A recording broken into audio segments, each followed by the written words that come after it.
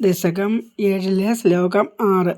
നാനാ ദിവ്യവധൂജനൈരഭിവൃത വിദ്യുല്ലതാതുല്യയാ വിശ്വോന്മാദനഹൃദ്യഗാത്രലതയാ വിദ്യോദിതാ ശാന്തരാ ത്വത്പാദാംബുജസൗരഭൈകകുതുകാലക്ഷ്മി സ്വയം ലക്ഷ്യതേ യസ്മിൻ വിസ്മയനീയ ദിവ്യവിഭവം തത്തേ പദം ദേഹി മേ.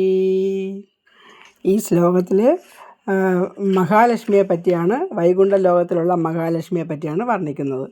നാനാ ദിവ്യ വധൂജനൈരഭിവൃത, നാനാവിധത്തിലുള്ള ദിവ്യ സ്ത്രീകളാലും ചുറ്റും നിന്ന് സേവിക്കുന്നവളും, വധൂജനൈരഭിവൃത ചുറ്റും നിന്ന് സേവിക്കുന്നവളും, വിദ്യുല്ലതാതുല്യത ഒരിക്കലും സ്ഥിരമായി നിൽക്കാത്ത അതുല്യ, വിദ്യുല്ലതാതുല്യ, ആ ലക്ഷ്മി ദേവി ഒരിടത്തും സ്ഥിരമായി നിൽക്കാറില്ല.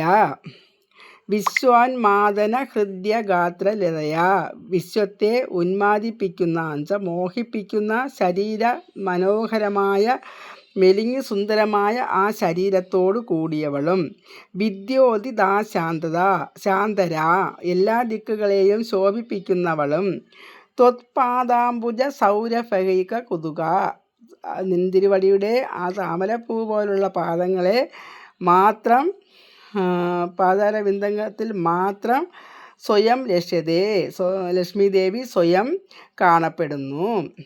എന്ന് വെച്ചാൽ ഈ ഭഗവാനെ ഉള്ളിടത്ത് മാത്രമേ ലക്ഷ്മി ദേവി എപ്പോഴും കാണുകയുള്ളൂ എന്നാണ് പറയുന്നത്.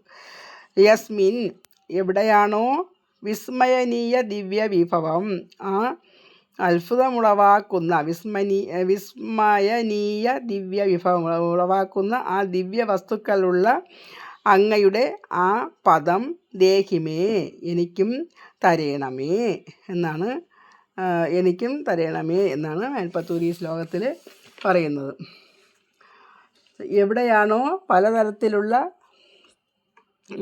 ദിവ്യ സ്ത്രീകളാലും ചുറ്റപ്പെട്ട് നിൽക്കുന്ന ആ മഹാലക്ഷ്മി വിശ്വത്തെ മുഴുവൻ ഉന്മാദിപ്പിക്കുന്നതും മെലിഞ്ഞു സുന്ദരമായ ശരീരവും ദിക്കുകളെ ശോഭിപ്പിക്കുന്നവളും, അങ്ങയുടെ പാതാരബിന്ദങ്ങളിൽ മാത്രം